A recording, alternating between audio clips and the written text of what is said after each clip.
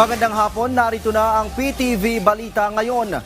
Inilatag na ng lalawigan ng Cebu ang kanilang paghahanda para sa pag-host ng 48 ASEAN Summit na isasagawa ngayong darating na buwan ng Mayo.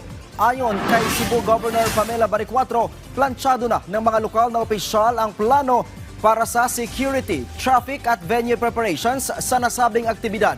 80% kumpleto na rin ang security preparation kung saan naka-code blue alert na ang mga emergency response systems at mga ospital sa kabuuan ng summit.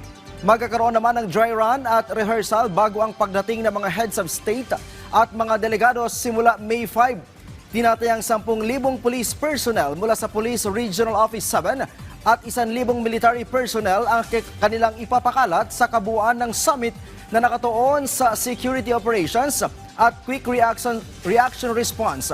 Naka-heightened alert na rin ang Philippine Coast Guard simula April 30 hanggang May 10 kung saan ipapakalat ang kanilang mga tauhan sa mga baybayin ng Mactan. Kinumpirma naman ng Presidential Security Command Task Force 7 na magde-deploy din ng aerial naval assets kabilang ang fighter jets at iba pang mga kagamitan para sa seguridad ng mga bibisitang dignitaries.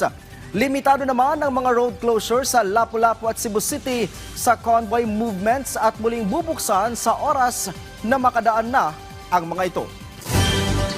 Sa ibang balita, inulunsad na sa Malilipot, Albay ang Benting Bigas meron na program ng pamahalaan. Ayon sa lokal na pamahalaan ng Albay, layo nitong mailapit ang murang bigas sa bawat munisipalidad para hindi na bumiyahe pa sa malalayong lugar ang mga residente. Target din po ng lokal na pamahalaan na ilunsad ang programa sa iba pang munisipalidad sa lalawigan para mas marami pa ang makabili ng 20 pesos na kada kilo ng bigas. Sa ngayon, tiniyak nila na mas marami pang pamilya ang makikinabang sa murang supply ng bigas. At yan na po ang mga balita sa oras na ito. Para sa iba pang updates, i-follow at ilike kami sa aming social media sites sa @PTVPH. Ako po, si Ryan Lisigas para sa Pambansang TV sa Bagong Pilipinas.